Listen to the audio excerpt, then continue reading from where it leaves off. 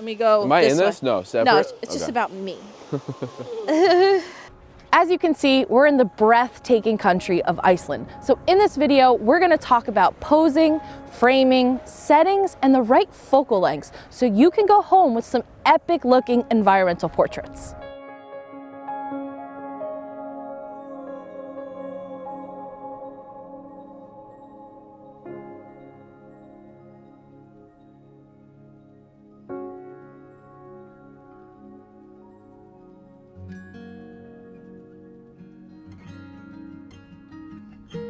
B-roll, intro, blah, blah, like whatever. Okay, now it's back to me. Incorporating a person into your landscapes can add an extra element into your story of that photo. And yes, not all landscapes need to have a person in it, but I personally love to see a person experiencing that landscape in front of them, and they get to go home with a memory of them within that landscape. How many times can I say landscape and person? There's a difference between snapping a photo in front of a famous waterfall and capturing a well thought out portrait with the right settings, in the right light, and the right focal length. So a little bit of research will go a long way, and the right lenses will help you capture that moment.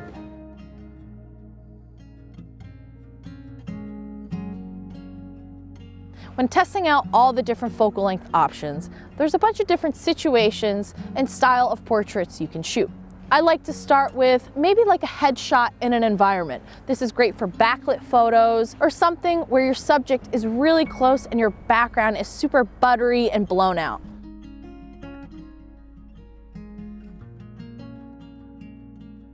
You can start with a dedicated portrait with something like a 50mm or an 85mm or a 35mm.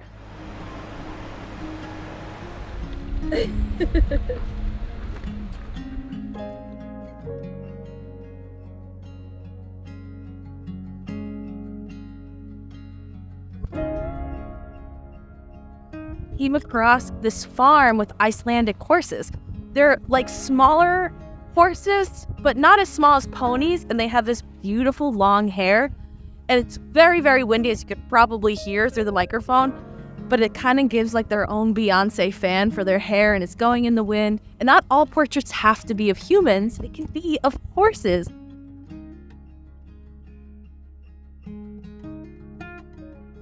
So right now I'm shooting with the 50. I want to test out a bunch of different apertures. I'm starting out with fully wide open to see what kind of look it gives me, what's in focus. Their nose is pretty long, so when you do focus on just the eye, most of the rest of the face is going to be out of focus, but I want my images to be super sharp to see the eye, the hair, so let's see what we get.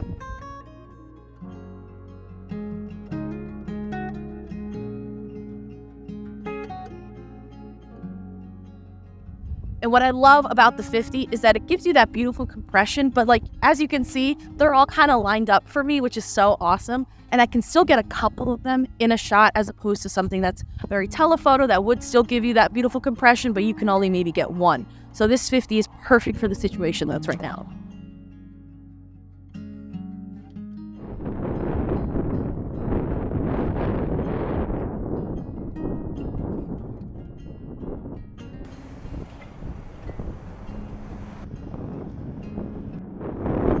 Run! Wow, it really did come all the way. What if I just slide down rather than climb over? Next, I like to practice with more of the telephoto lenses, something like the 85, the 70-200 that really compresses the background and keeps your subject super sharp and in focus, and also super tight. This is Diamond Beach in Iceland. So right now I have Matt lined up pretty far away, but I have all of this ice lining up to him. And if I shoot anywhere between 130 and 200 using the 70-200 at 2.8, it makes Matt look larger than life. I have the waves in the back crashing behind him and they look huge. Cool. All right, let's go all the way to 200.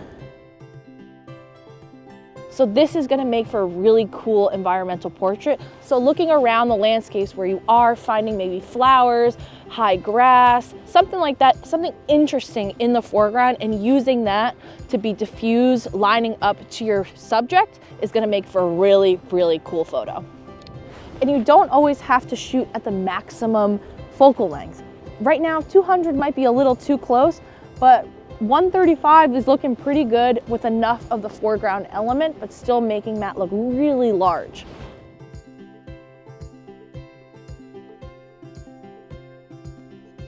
Like I mentioned in the gear episode, the 70 to 200 is so versatile. You can get different types of compositions with just one lens. You can get wider group shots if you move back a little bit, and high-end solo portraits. And we can't forget to mention the compression on telephoto lenses. Telephoto lenses separates the subject even more from the background, enhancing and sharpening the look of your subject, but also giving your background that blurry, dreamy look. This is a professional type of portrait many search for, and it always comes down to lens choice and aperture. With the telephoto lenses, for the most part, it's still a pretty tight shot. It's still about the person in the landscape, so maybe this huge landscape is not that important in certain scenarios.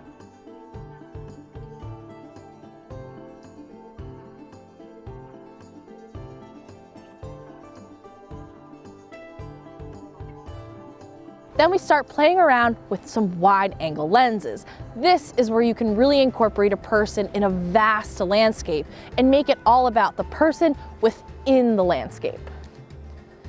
So as you can see, there's grass around me. It's a pretty beige yellow, so it's a little bit muted. So I decided to change my white balance to shade. That way I can get that rich golden color for the grass. And then the background's pretty washed out, it's very white, so putting it into shade kind of brings out that color a little bit more. And then in contrast with this black church, it's given a good frame. This is where you can really get creative with poses and angles and framing to really figure out what makes the right photo with something so wide and how to make that person tell a specific story in that photo. Another thing too, I guess a either downside or positive side, depends on how you see it, with primes. So there's this snow here, but it's really the only patch of snow in this whole field.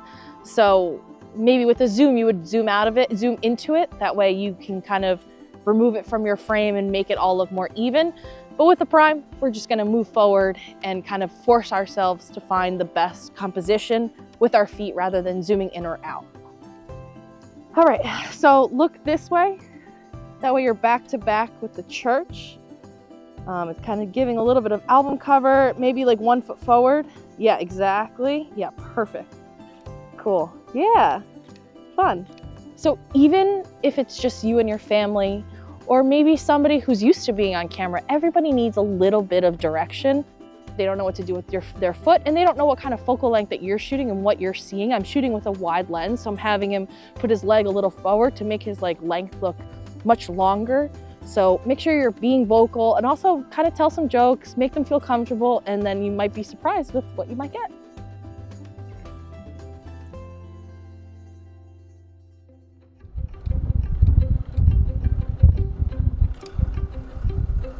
And then there's the lenses that you don't consider portrait lenses at all. But personally, these tend to be my favorite to use when it comes to environmental portraits. And it's nice to use the side view mirror as a little tripod here. It's holding the 500 handheld, it's a little hard. I love to use Super-Telephoto lenses for portraits. Something like the Sigma 500 or the 60 to 600 are great lenses for different types of scenarios. These are my favorite because it's so much fun kind of looking around the landscape and figuring out what is that portrait that I'm looking for. And these tend to be the most unique ones that you'll get out of your batch. With a huge variable focal length, like the 60 to 600, you have some options. I had my subject start a football field length away from me and start walking towards me and just snapped away at various focal lengths. I started at 600 and slowly made my way back to 60 to see how many images I could get with never even moving an inch from where I was.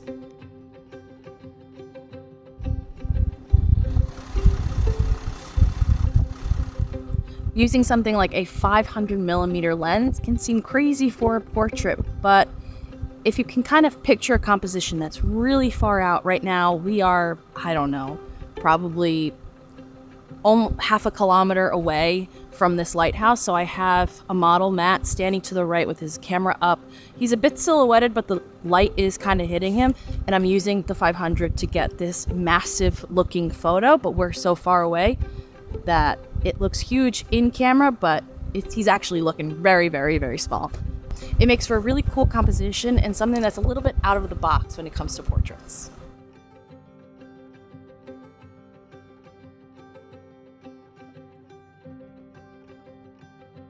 So when it comes to environmental portraits, it's important to look at everything, not just kind of if there's a lighthouse, you're taking a photo in front of the lighthouse, right up close to the lighthouse with a wide-angle lens. As you're driving up to it, look for those certain moments that maybe you can use those telephotos or super telephotos to get a more unique out-of-the-box shot. So as we were driving up to the lighthouse, I kind of envisioned this image of like, wow, if I had somebody standing on that rock, I bet it'll look like an incredible photo. So always keep your eyes peeled through the journey, not just when you get to your location.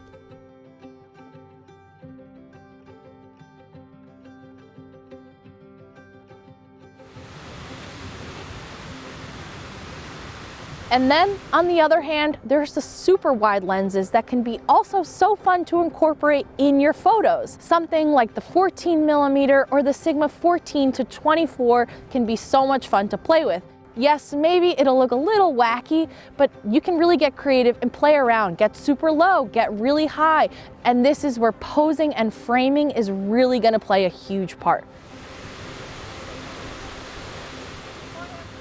One of the cool sides, or maybe downside, depending on how you're looking at it, is that once you start taking portraits out in amazing landscapes like this, right behind me, you have a waterfall and a rainbow, and everybody's like, wait, I want one, I want one, I want a photo, I want a photo. So it's really fun to get to play, and you get to be the hero of your family and friends, but just be prepared that you're going to be taking a lot of photos with people in them in the same spot.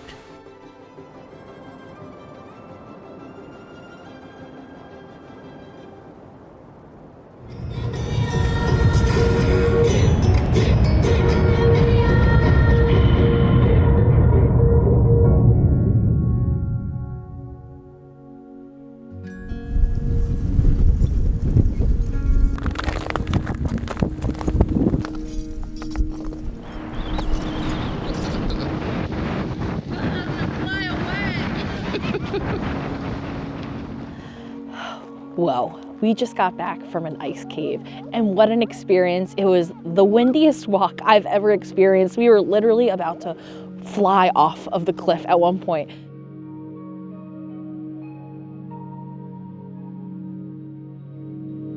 And because I knew that we were going to an ice cave, which is usually much tighter and smaller spaces, I decided to force myself to try a different focal length, something super out of the box. So I went with a 15mm fisheye lens.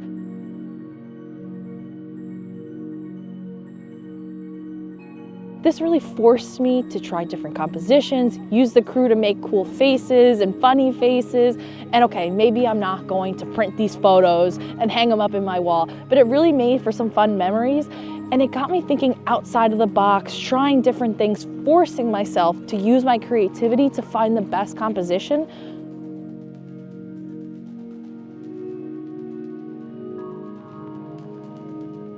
Photography is just like a sport. Practice makes perfect, and practicing these different types of compositions and creativity is really going to help you with your shoots later on.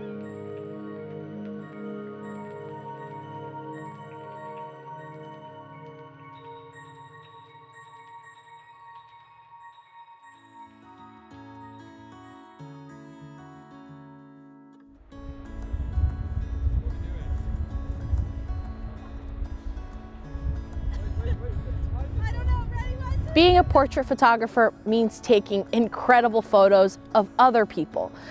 but we tend to never get to be in those photos, which sometimes can be a little bit of a letdown. So take the photos of yourself. You can take a self-portrait anywhere in the world as long as you have a tripod and a self-timer on your camera. For self-portraits, I personally like to use a 24-70 on there. That gives me the range. That way, if I'm by myself and I'm doing a self-timer and maybe I have to take it a couple times, I can play around with the different focal lengths until I find the right frame for myself. So a little pro tip for self-portraits. Yes, you can use a self-timer, 10 seconds, 5 seconds, but that's only if you're really close to your camera. What I love to do when I'm shooting a super compressed photo, right now I'm using the 105 macro. That means I have to go really far to make sure the whole scene is in frame. So I'm setting my camera to interval shooting, normally used for time lapses, but perfect for these type of self-portraits. That way you don't have to worry about running back to see how the photo was and then have to take another one. I have it set to 70 photos to shoot every 1 second, and we'll see what we get. And then if we have to do it again, we'll do it again, but at least we have a lot of options rather than just taking one photo at a time. So let's check it out. All right, ready? I don't know how this is gonna look, but let's try it.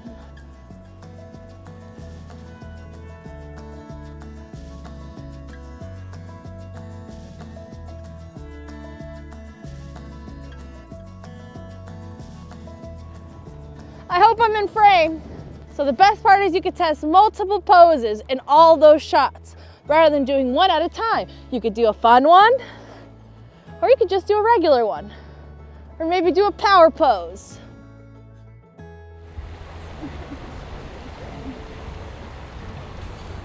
Okay, ready? So when the sun goes down and you think the day is done, I promise you it is not. Take a look at the sky once the sun goes below the horizon, and if there's enough clouds, you might get something like this. Right now the clouds are pink, blue, purple, yellow, orange, everything. And it's the perfect opportunity for some silhouettes. And we're so lucky with this location. We have a river, we have the sky. I'm here a little bit lower, so make sure your subject is a little higher. My shutter speed is at 4 seconds, f/22, ISO 80. To be honest, I kind of wish I would have gotten the ND from the car. It would have brought it with me to go even slower because this is just incredible. So get creative out there. Luckily, the person right behind the camera on our crew had one in his pocket, so he handed me his ND, and now we're gonna go even slower.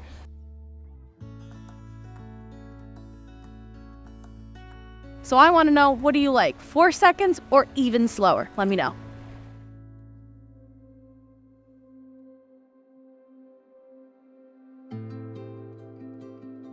Being in Iceland has been a dream come true, and getting to take environmental portraits in these types of landscapes is incredible. And I hope you found some sort of inspiration and learned a little something so that way you can be the next portrait photographer taking incredible images of people in landscapes on your next trip. So I want to know, where are you going next and who is going with you? And I want to know, what gear are you bringing? Let me know in the comments. I'm Maria, and thanks for watching.